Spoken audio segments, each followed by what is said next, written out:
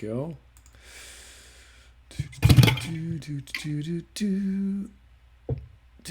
All right, we're live streaming, and thanks for popping in, guys, on Saturday, this blisteringly humid day, and well, at least in Toronto for me.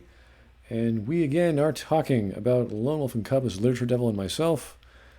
And boy, oh boy, it just keeps getting better with Lone Wolf and Cub, Kazukoik, or I don't know how to pronounce his name. I never get that right. But him and Goseki Kojima, fantastic authors and illustrators of this definitive samurai, even though it's not really a samurai manga, it's been called the definitive samurai manga, and I don't think it has been surpassed. And it's one of those blending of realism with just a hint of spirituality and symbolism, and of course, all the wonderful joys of historical Japanese culture and all the culture of people trying to survive and farmers and shoguns and all the warlike scenarios that a person might have gotten involved in. But in this volume, or in this, what is it called? Yeah, it's volume 3. There are 5 chapters, and they're all sort of special in their own way. I wouldn't say they're as good as the previous volume, just because that one was sort of definitive of the process of spiritualizing what the protagonist was going through. And whenever you do that, whenever you make him on a different level, you have to present him with challenges either equal or greater than that level, or else there's going to be very little suspense within the story. So, how is he going to come up against another sage-like character? Does he have to use his path of nothingness to fight them? And he ends up coming against a samurai who kind of represents the opposite of him in one of these stories, which is just a ronin wandering around, using his skills in combat to make money as a performer on the street. There's another story where there's conditions of a prostitute and what happens to those sorts of people at the end of their term, and all these two other stories that we're going to get into. Let's go in order here. So the first story in chapter 15 is called "The Flute of the Fallen Tiger." Now, what does this story sort of remind you of? See, this one right here. I mean, if we were just going in order, the first story it comes in with these 3 brothers, these 3 and we later learn that they are ninja, that they're part of the branch of the government. Whereas it was explained in previous volumes, where Ito Ogami was the Kogi Kashakunin, the one who beheaded the lords in the name of the shogun, and then the other branch was the shogun's assassins, which is being led by Ito Ogami's enemy, the enemy house to the Ogami family, which I can't think of their name right now, but it's the main bad guy. The Yagyu, I think they're Yeah, called. so yes, the Yagyu. And then the third branch are the shogun's spies, the Kurakawa. And our first shot of the story is a ship, and then we are immediately introduced to the 3 Kurakawa brothers, and they are immediately attacked by these thugs or hired mercenaries or something, and we get to see them right off the bat show off their combat prowess. And what's interesting here is we immediately see that these people are not samurai, because we at this point we haven't been told that they're ninja or anything like that. But they are not your typical fighters. They once they start battle, one of them pulls out a claw, one of them pulls out a club, and one of them pulls out a sword, but he uses it in a different way than your typical samurai would. So immediately know that these are guys who are above the norm. These aren't the typical people that you see Ito Ogami come up against. These are elite soldiers or elite fighters in their own way. And so it's like you mentioned before, we have to once you ramp it up, once you ramp up Ito Ogami's level, like he ramped it up in the last volume when he reached the state of Mu, or the mindset where he was able to slay the living Buddha. Now we see the volumes start to add in more substantial opponents for Ito Ogami to take on, to encounter. And now he has these we later learn are the Kuwakara brothers. And what's also interesting about this one is that again, it doesn't show a definitive good and bad. It's not Ito Ogami is not the good guy here, and the Kurokawa brothers are not definitively evil. They're basically just two sides doing their jobs. It's just they both are really good at killing, and that's kind of their job. Anytime I see these characters, not just these three guys, but Mhm. any of the characters or depictions of people really in the story with these giant fluffy straw hats, I think of that 80s flick, because I'm a kid of the 80s, of Big Trouble in Little China, Oh and yeah, yeah, yeah. which is a little over the top. It's all this crazy superpowers of Asian mysticism. And if you ever see a clip of that, I can't remember exactly. It's a guy like spinning blades on his hands and shooting lightning and all sorts of silly stuff. So this is none of that, but it's a very mundane approach to what would happen if there were these two opposing factions doing their job and they happened to cross one night. Would they get involved and why and how? And the skill level, I think, is very important. As we talked about, we have to amp up the enemy or opposition that Ito has to go up against. And these guys are, I wouldn't say they're as good as Ito, but at the level he's showing himself, he's revealing himself that he can. They are at least on that level. So they're testing him. They're throwing daggers at him. He doesn't flinch. He's throwing them back. They catch them within their scabbard. They just point the holder of the knife. The knife just goes right in. Ito was so accurate. They were so accurate. Just boom. Like so, they know that okay, we're pretty deadly together. So we're gonna leave each other alone. And there comes a situation where they have to flee, and to them it's no big deal because they're trained. I guess they're trained ninja. I don't know if that's they're Yes, I think it's later explained that they are Kurokawa, which is a ninja branch, but they're basically the spies. And their whole job is to escort witnesses for trial because when two Hans get into a conflict, they have to send witnesses to Edo or yeah, I think it's Edo. They have to send witnesses to the shogun, and then it's there that they present their cases. But if there's no witness, then there's no conflict. So the Han with the weaker case tends to send assassins to kill the other Han's witness to obliterate all chances of them being dismissed or dissolved. So these guys are in charge of escorting witnesses that are being targeted, and that's basically that's their only job. Not there to kill anybody, not there to hurt anybody. They're actually there to uphold justice. That's their whole job. yeah they're So pretty much yeah, doing what they've been ordered to. There's nothing inherently evil about them, as you said. It's just a faction doing their thing compared to the other, which Ito's doing his thing, and they have a very a deadly way about them. I guess it's more convenient not to deal with all this crap if someone dies. If someone gets in their way, they're allowed to kill them. So it's kind of like this is business as usual, and because this is what they're known for, everyone's sort of afraid of them.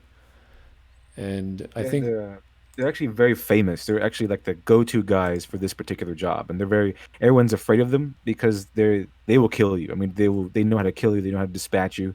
They open up the story with them killing a whole group of guys while they were cornered on a ship. So they are very scary people, but they're not evil people. They're not bad guys, and they don't carry a sadistic maliciousness about them. They're just guys doing their jobs. and that's kind of the beauty of the story. That's I think all the characters, even when we get to the end of the book or the books, yeah, Yagyu was technically the bad guy, but he's really just an ambitious dude, and Ogami was just one of those many houses that were in his way. So we see him as evil just because he's the antagonist, but he's never really revealed as being involved in the story until like halfway through. Right. It's mainly just Ito's journey until because in the first volume, this is already discussed already in the first volume, so it won't be any spoiler or anything like that. But the when Ito Ogami had a duel with well, actually, I'm not really sure if they covered the duel yet, but there was a promise made they discussed that if Ito would do this thing for Yagyu, which was duel his son, if Ito wins, then Yagyu promised to leave Ito alone as long as he never steps a foot in the capital again. So that's why you don't really see Yagyu come up very much because he's honorable enough to uphold that promise. Yeah, I think these sorts of stories just are they have this level of law that everyone sort of adheres to, and then you have Ito sort of not against the law, but not above the law either, just sort of off to the side, saying, "Well, yeah, there are all these laws and all these ideas of samurai and all these codes of conduct," and I'm like, "Well, I'm just an assassin. I use whatever I can to get past it," and that's in regards to, as we see the next few stories, how he will take on the burdens of another person. He will come in like he's kind of like a hero character in that regard, and that's why a lot of random people see him, or one whore or one innocent girl will say, "Wow, this guy's my hero because he stepped in and saved me," but then he ends up slaughtering the people who started this whole mess, or he ends up doing his own mission, whatever that may be. So that's kind of the motif throughout the story. He gets involved in things where no one can ever assume would you'd ever want to get involved in. Taking on an army, not directly, of course. You know, getting infiltrating a base, infiltrating a prison. All these crazy scenarios, and it's all part of a plan of how he expects them to behave. Now, we're not going to tell you what happens at the end of this story because it's really cool. Hmm. They're all really cool, but it kind of leads up into the next one, which is where is What it? are you talking about? The half mat, one mat, a fistful of rice? Is it the one with the sideshow Yeah, samurai guy? and the Yeah, this beautiful. is one. This is interesting philosophically, I think. It really shows. It really feeds back into what we saw when he was reaching the state of Mu, when he's actually when he's talking about walking the path of Mu Fido, or whatever it's called, the road in between, the basically the path of demons. So he's always talking about walking the path of demons, essentially, and this really speaks to that. Like he threw away his old life as a samurai. He's always talking about how he threw away his old life as a samurai, but you see him uphold still, honor and everything like that. So it doesn't really, to us, it doesn't really seem like he's changed that much. He still has some sort of sense of honor. But this story, half met, one met, a fistful of rice, really highlights the change, the difference between your traditional samurai and what Ito Ogami has become. And half mat, one mat, fistful of rice saying is from this sideshow samurai guy who's like really skilled. He's a master of arts, but he gave up his life and started and became like his, I guess, a ronin of some flavor. And he literally makes money putting his head on a table and charging people to have them try to chop his head off or smash it with a mallet. Yeah, that's his answer because with Ito, he's choosing the path of demons or the assassin's road, and he does whatever he can to kill his target. Whereas this guy is he wants to he wants people to be peaceful. He wants people to live in harmony. But because he's this master warrior, he doesn't know what to do with himself. So he uses his skills to become a wandering Ronin and make money as a sideshow. So that's it. And then he realizes just randomly he meets Ogami on the road, and he's like, "Oh, I'm gonna treat you to a meal. Let's have a drink." Da da da da. He tries to Yeah. get to know him. Tries to befriend Daigoro, and everything's great. Everything's wonderful. And he's like, you should stop doing what you're doing. It's not good to be an assassin. You should change your ways. Have a future for your son. He's like, he sees the toy he bought for Daigoro. He slices it in half. Yeah, he does. He slices that toy in half. He's like, no, it's not This, for us. this is this. We have both agreed to this road. How could you? How could we possibly do any of this? We're no longer humans, is basically his philosophy there. Yeah, their lives are over essentially. So, and And what's this sideshow samurai, he's actually a master of whatever his skills he's in. And I like how it's the fact that it's not immediately challenged to martial combat. It's he has a battle of words, a battle of philosophy with Ito Ogami. It's more like he's going to come in. He's trying to, talk to them, talk to Daigoro, talk to Ito, try to befriend them, and just give his philosophy, which is wrapped up in the words half mat, full mat, fistful of rice, which alludes to you when you sit down, you take up a half mat. When you're sleeping, you take up a full mat, and your stomach only holds a fistful of rice. So he's basically laying out that highborn, lowborn, you, me, we're not really different fundamentally because at the end of the day, we're all essentially the same. The emperor down to the lowliest of peasant. They take up half mat sitting, a full mat sleeping, and their stomach holds a fistful of rice. This is according to his philosophy. And so it's a battle of words, a battle of this different competing philosophies that takes place first before the martial part of it takes place. Yeah, And but it's the martial arts of it that takes place when that happens. That's when you really see we can actually see visually the difference between what Ito used to be and the philosophy of this sideshow samurai and what Ito has actually become. yeah. So there's the two elements. There's the spiritual and philosophical concept that because he's a good-natured fellow, he doesn't want to attack anyone because he doesn't believe in war anymore. At the same Hmm. time, he wants to stop and save Daigoro because he's an innocent. At least he thinks he's an innocent.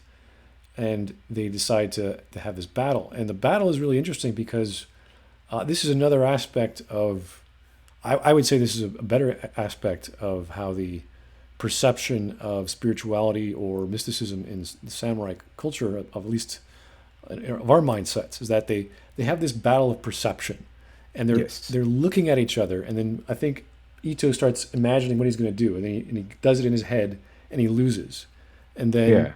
the wandering samurai does the same thing, and he loses, and then they do it again and again until they realize, holy crap, we're evenly matched. Yeah, they're actually evenly matched, despite how this guy's a little more. He doesn't look like he would be a match for Ito Ogami, but he is. He just has that. It's like the hidden tiger beneath the little Yeah, sheepish guy. it's very much like a. I think it's even better than an old Western draw off. What do you call those? Where they stand in in further places and Oh yeah, they wait for the other Mexican one. standoff with three of them, Yeah, how fast are you with your gun draw?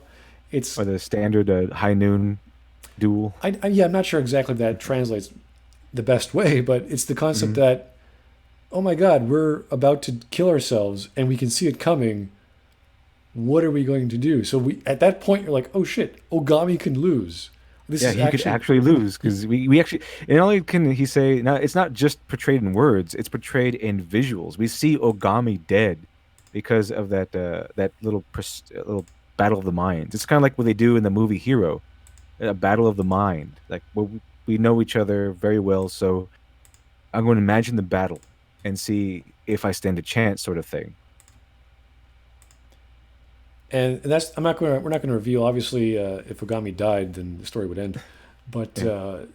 the way that it concludes is rather I wouldn't say sad. It kind of reminds me of like I first we thought about Yagyu as a Tywin Lannister fellow. He's kind of like this guy in Mhm. charge of a house. He has all these his tentacles everywhere throughout the country. And he's doing Right. his thing, and I sort of see this guy as Ned Stark. He expects everyone to follow the law of the samurai, the rules of the samurai, the spirit of the samurai. Even Ito, even though he knows he's an assassin, but he doesn't think like an assassin.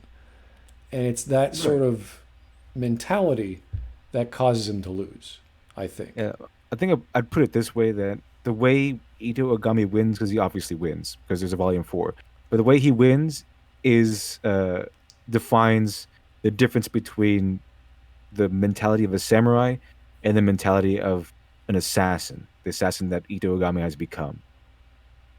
That difference is why Ito Ogami overcomes the challenge. Because if he didn't have that difference, he probably would have lost. Yeah, I completely agree. It's one of these beautiful things that can only be done with a visual format, and it's such a cinematic. Honestly, it's really a cinematic experience to see these frames, and you sort of can imagine what's going on between the frames as each perception of the potential future comes to pass.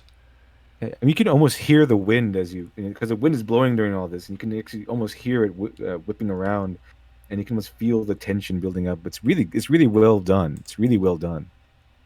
Okay, so the next story we're gonna shift now. Mhm. This is essentially a giant flashback Oh yes, this one. I, explaining. I really like the opening to this one in particular because if you watch the movies of Lone Wolf and Cub, which I wouldn't really highly recommend because it's not that great, but if you they decided to open up with this exact scene. Well, not oh, okay, not this exact scene, but the scene that's right following it. Because the first scene here is where they kill off a daimyo and his head just lingers on by his flap of skin. But this next one really highlights the how harsh this time in Japanese history was. And we open up with, we know that Ito Ogami was Koei Kashakunin, and he was so great and so charismatic that Ito Ogami could even pull off the puffy shorts look. But the what the next one he comes up with was he has to actually behead a lord, and this lord is just a little boy, and that's everyone is crying, and all of his vassals are appalled. But Itogami has to carry out his duties, and this little boy is the lord is daimyo of his land. He is the leader of his land, and we see that the kindest and closest thing you get to mercy in this era of history is that this little boy is not required to stab himself in the stomach. He's only required to press the fan to his stomach, and once he does that, Ito Ogami would cut off his head. That's the closest thing you get to mercy in this little world of theirs, and you actually get to see the blood spatter there. The blood of the boy whose head he just cut off spatters the back panel there. Yeah, it shows how authoritative the shogunate was. Whatever he says pretty much goes, which is not exactly the greatest concept you want in a ruler or a king, but that's how he maintained order. That's how he controlled the lands. All the feudal lords of Japan would listen to him, and obviously they weren't 100% behind him. That's when people acted up. That's when people started fighting back. And it's this sad sort of, wow, this is what this guy did for a living. And he was around death so much that he resigned himself no longer to the battlefield, but now as the emperor's executioner. So what ends up happening in the story is one of the houses of the shogunate that was controlled, the three Hollycock Crest, uh, which Ogami Ito was a part of, ends up Mhm. picking up a plot, and that plot is to frame the Ito school or the Ogami school, well, the Ogami house really, and frame him for the murder or the potential murder of the shogunate. Because every time that Ogami Ito does one of his executions, he prays for the soul or the family that he just eliminated. And he has this little shrine in the back of his house. And someone from, I believe it's the Yagyu. It's not, I don't think it is the Yagyu, but it's a house of the Yagyu or I think it's an agent of the Yagyu because the yeah, Yagyu they control their own little section of ninjas and the assassins because they're the shogun's assassins. right. And they put a little, I think it was called a jizo or some sort of symbol of the house It's something like that. It's like a symbol of the house. in the shrine, and that shrine is used specifically by Ito for him to pray to the dead. So Mhm. this is implying that he's praying for the death of the shogunate's house. And under the rules of Bushido, this servant is supposed to be absolutely loyal to his master, which is why the Ito Ogami's position exists in the first place because uh, there would be they would have to commit seppuku when order to do so. But in order for that to happen, the way it's traditionally done is that the lord would have to cut his belly, and then his an assistant would cut off his head to stop his suffering. Now, it was a thought unthinkable for a vassal of the lord to turn his blade on his master, even to lessen his master's suffering. So that's why the position of I don't the basically the shogun's beheader, the shogun's decapitator, became came about because that way the lords would be able to have their assistants, and it would be a showing of power of the shogun over the rest of Japan. And so that's why he has all these symbols in his temple. Because yeah, he carries out his mission. But he is still at the end of the day responsible for their deaths, and he wants to pray for their souls because he doesn't harbor any ill will towards these people. And so that's why this is so effective. That's why because that is why this Ito Ogami's entire life is thrown into ruins because of this little setup. That one little symbol in the temple, it and just even suggesting that he's praying for the shogun's death is an unthinkable, unforgivable sin under the code of Bushido, because Ito Ogami is essentially turning against his master, which is unthinkable. And that's why that once it's revealed that that is the case, the Yagyu immediately turn on him and say, "Okay, you're under arrest uh, for praying for the shogun's death." And it's basically once you understand the rules of Bushido in that little sense, you kind of get their mentality as to why this whole plan was set up in the first place and why it works so well. And it's a pretty simple setup. It's not overly complicated once you understand that. Well, there's more than just him planting the symbol in the shrine. There's two people that signed a confession in blood, saying that Ogami Ito is going to be doing all this nasty stuff. But he's been abusing his power and his position, which he hasn't. Right. So they did all this setup just for him to get rid of his himself and his house. And this is all the time, all the while his wife is pregnant, and he's setting this all up. And this is when he realizes that he has to act, and while he has an infant son. So the time frame's a bit off here because you kind of wonder, wait a second, we know that Daigoro is an infant, but he can't be that small because he's clothed. Because in the previous story, not of this volume, but in the previous story, we see him where he chooses the ball or the blade to go with his father. He can crawl, he can mutter some words or gurgle. So it's kind of like, okay, how old is Daigoro exactly? 8 months, 9 months? He's got to be around there somewhere. He's not like Yeah, a month old. He's got to be. He's clothed. He's got something going on for him.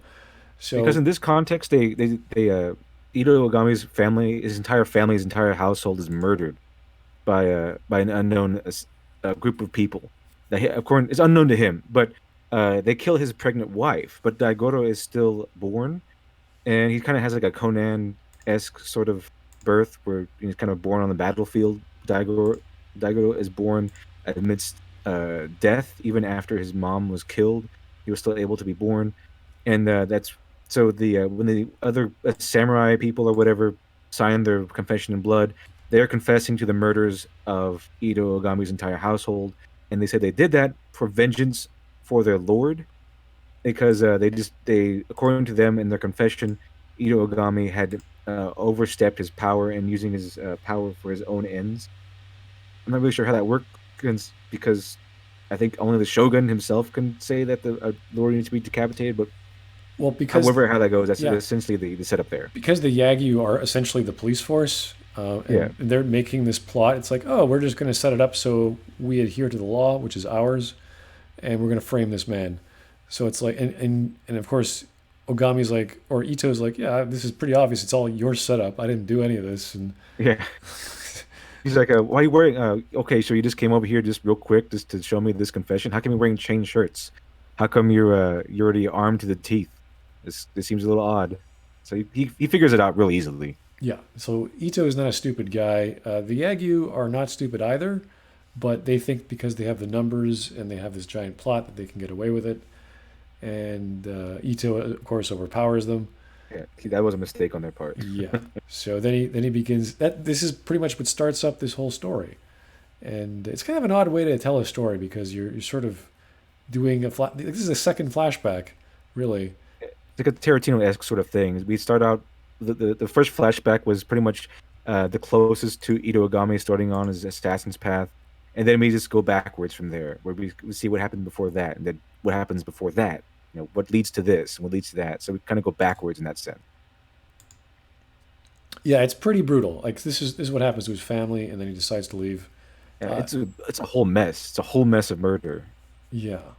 So I think it's pretty straightforward. It's a little, once you understand the plot of the Yagyu and how that works within the code of laws they set up. It's like, oh, okay, I get why this had to happen the way it did. Because, like, why couldn't just go to the police or prefecture and say, hey, these guys killed my Yeah. family? It's like, no, no, no, they are the prefecture. They set this up. Yeah. So And I think that it's a really good kind of like a preview to why this is such an effective and brutal and uncompromising code of Bushido when he's little boy daimyo get his head cut off, because it doesn't matter if you're a kid, you still are upheld to the same codes. Is what, and so we see that happening before we see what happens to Ito Ogami. And that, so we get this sense of, okay, he's killed a kid over the same code. So obviously this grievous offense that Ito Ogami has been framed for, it's not going to end too well. He can't just say, "Oh, I'm innocent." There's not going to be a trial here. He's just guilty. That's it.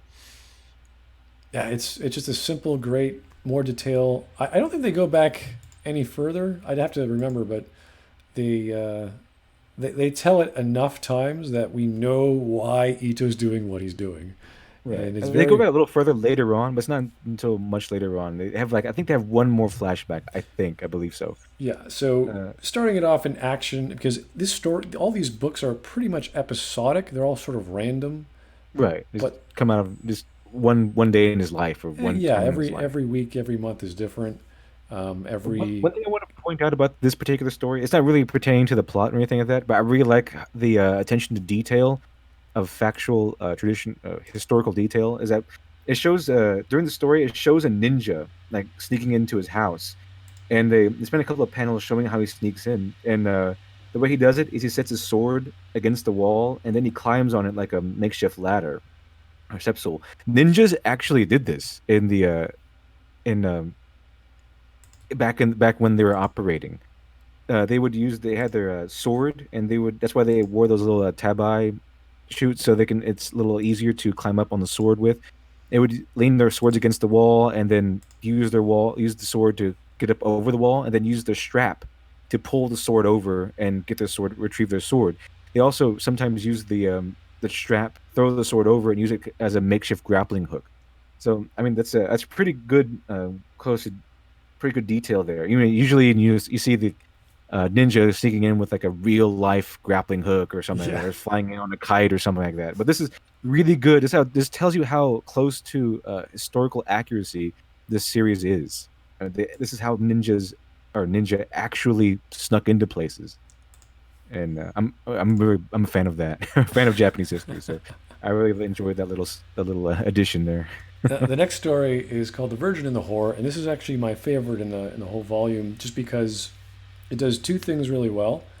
It showcases the planning that Ito goes through again, because a lot of these stories, it's this weird plot that you don't know what's going to happen until Ito reveals his true nature or Mhm. his true goal.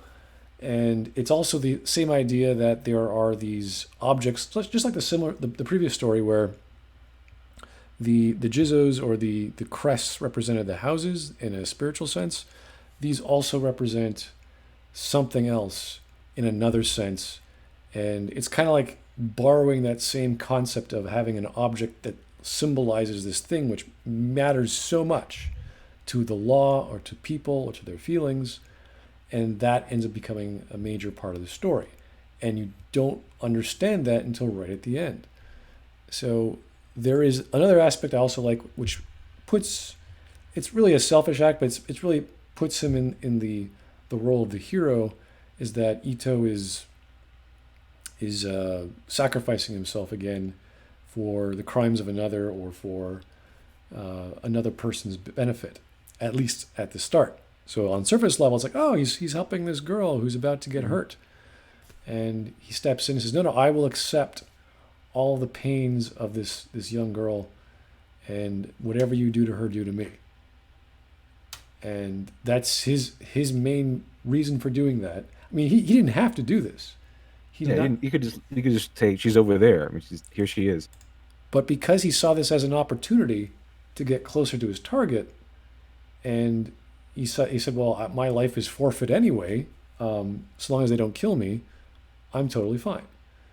And why not help a girl in the process? Like that's the strange thing because we know that Ito technically doesn't care about the world around him or the laws because he's on this one path where everything else is Right. just secondary.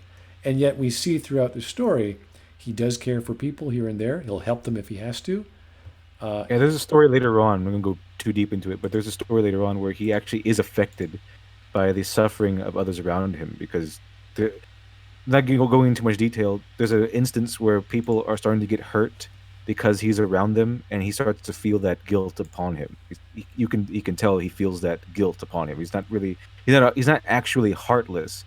He's basically just burying his feelings and his own humanity beneath this quest of revenge, which is how he reached the state of mu, the state of nothingness to begin with. But yeah, Itogami is not this heartless man. He's just very hard and very he's able to suppress his emotions. yeah, and this story is unique in that regard, where it's very much about the culture of the people, the prostitutes of the people, how they live, and the person in charge. I think is a female lord, or sh Yeah, she's a female leader of a yakuza gang, and I think they're like They're a particular gang that's famous for having female leaders. right. So it doesn't really matter, who the target is, or what the target is, or what the power struggle is that Ito has to go through. Um, it's just one of those things to consider because you see women in power and women not in power, and you see servants doing things for the powerful, screwing up, getting punished. Why do they get punished? How severe is this punishment? Why is it like that? We don't really know all the details of the culture, but obviously they have servants and serfs and people of different social structures on the ladder. And Ito just sort of navigates through that and doesn't try to change things, doesn't try to spread some silly moral or this or that. There might be some spiritual lesson, Hmm. but that's only as a result of his actions, not as a result of like with the previous samurai. It's not because he wants to change their minds. He's just saying, well, this is what I am, and that's what you are, and obviously we're going to clash. There's not like I'm here to change your minds. Like, no, I have things to do. I'm on a mission. And I think it's important, at least a little bit, to keep in mind the mindset of this era of Japanese history, and that one of the ways that the Tokugawa regime was able to enforce stability and peace, because I mean, before the Tokugawa came to power, it was total and complete chaos. It was the age of the Sengoku era until Oda Nobunaga came in. But that was another whole other thing. But the class and social structure of this this era of Japan was that you were stuck in your social class. You couldn't move anywhere, and it's really and that mentality really comes into play in this particular story because it is the same mentality of the fate has given you your place, and you have to kind of accept it, and that's really what comes into play here because this woman has been sold into prostitution, and it's expected of her just accept it because she's been sold to pay off her family's debts, and she's supposed to, as a obedient daughter, accept this fate to on behalf of her family because that's what she's supposed to be doing. And but she doesn't. That's what sparks the whole thing. That's why Ito Ogami helps her. That's why she gets in trouble, and that's why Ito Ogami helps her. That's what sparks this whole conflict is because she didn't.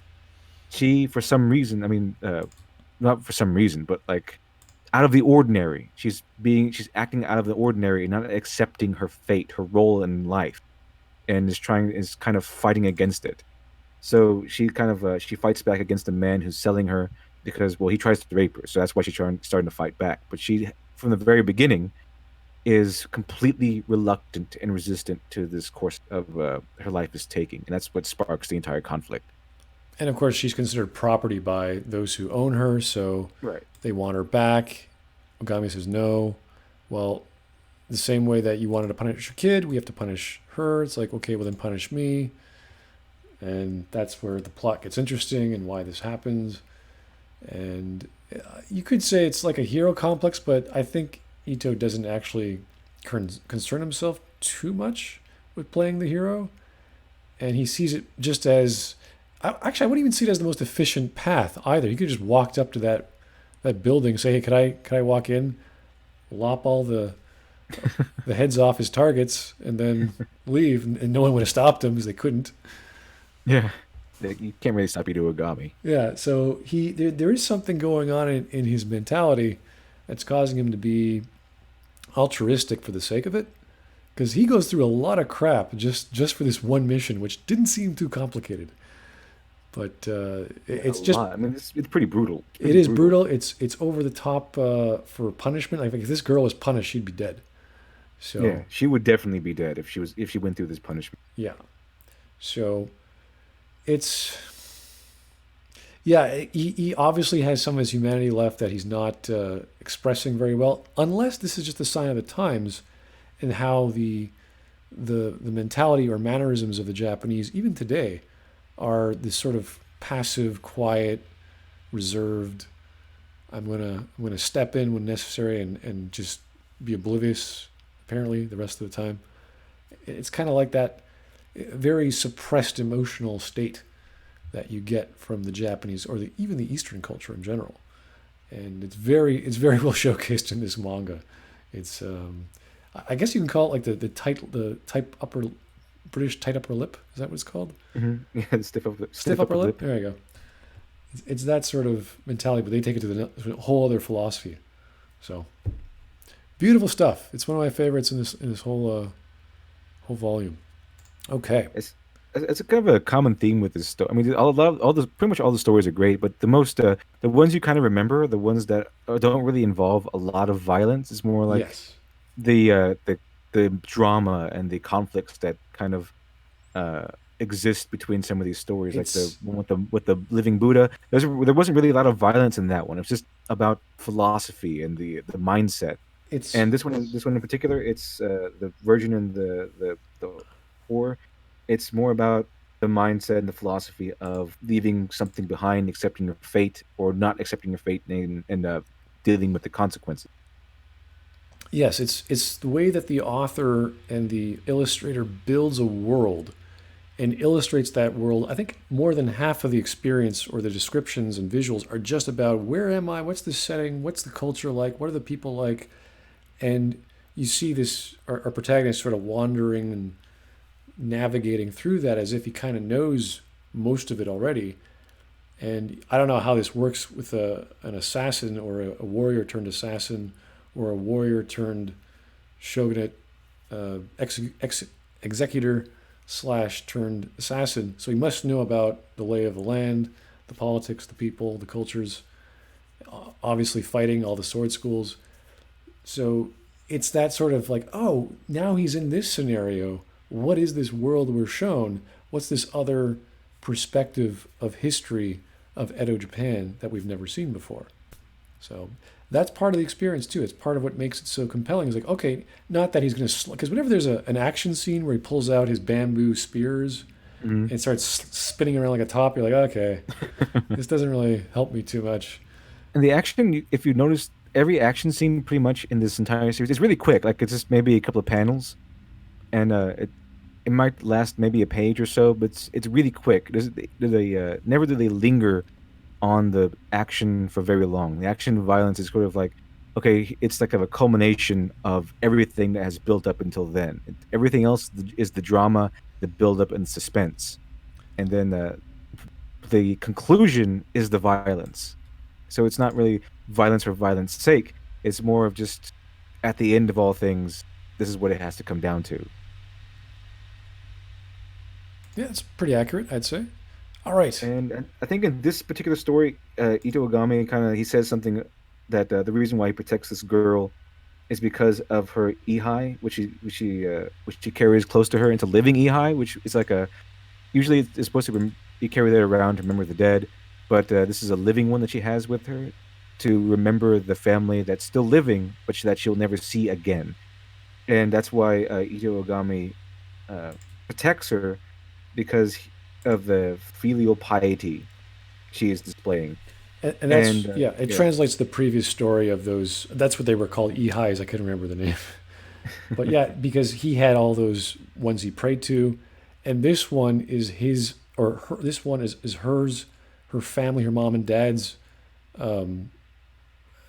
heirloom object. Hmm. And it's like, oh, we know how important these objects are to Ito. Here's another character. This is all she has left, and she's praying to it every time and giving offerings, and it's this big spiritual thing for her. And Ito's like, oh, I'm going to protect that. I don't have to. There's no reason for me to do so. But But we some understand that from the mentality. previous story. That's what's so. It's like, oh yeah, okay, I get it.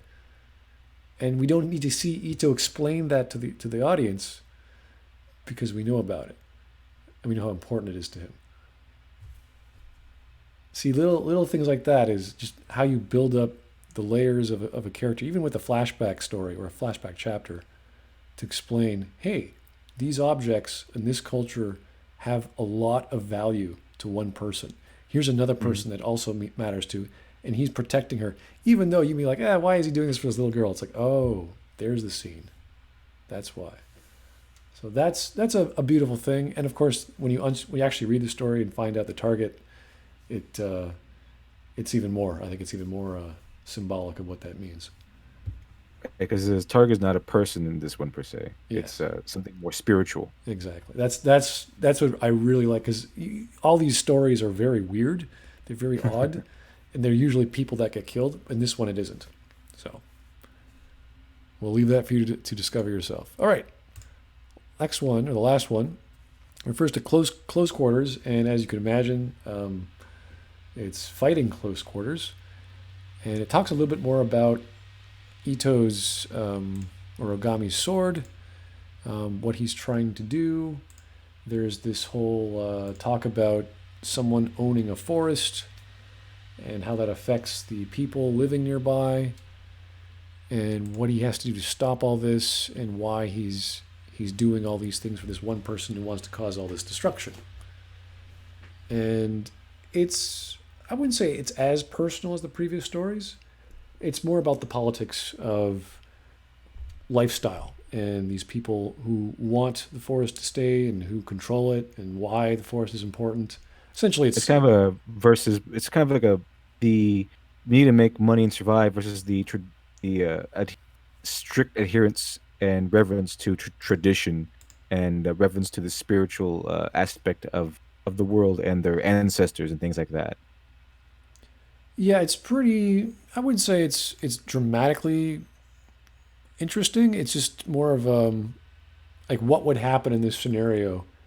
It's And more of like a typical story that we got like in volume one or two. So like this Ito Ogami is hired to kill some guy, and then that's the whole story. It's nothing as philosophical as we've seen in the last couple of stories, but it's still interesting. Basically, it revolves around this poor Han, this poor little area, and they decide, okay, we can start cutting down this forest to make money.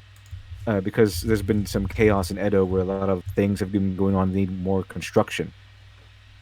So they start cutting down the forest, but there's an ancient law in that Han that forbids them from cutting down the forest because it would anger, I think, might anger the ancestors or tempt bad luck or something like that. It's something spiritual along those lines. Why they had those?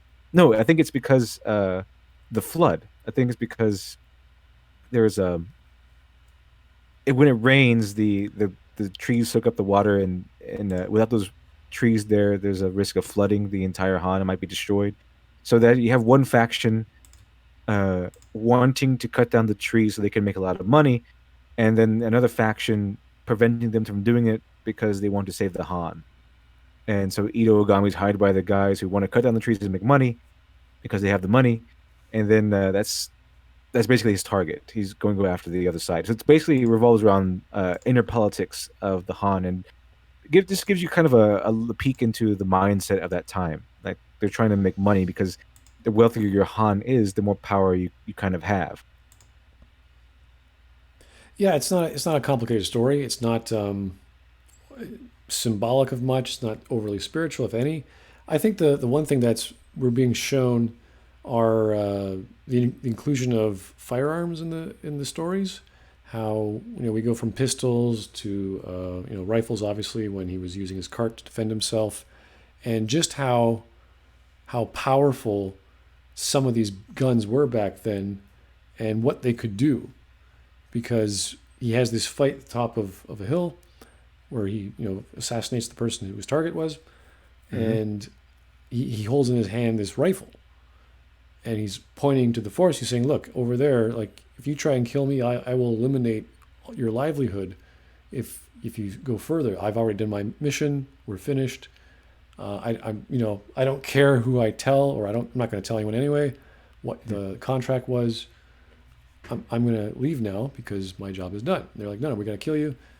And he has the forest ransom.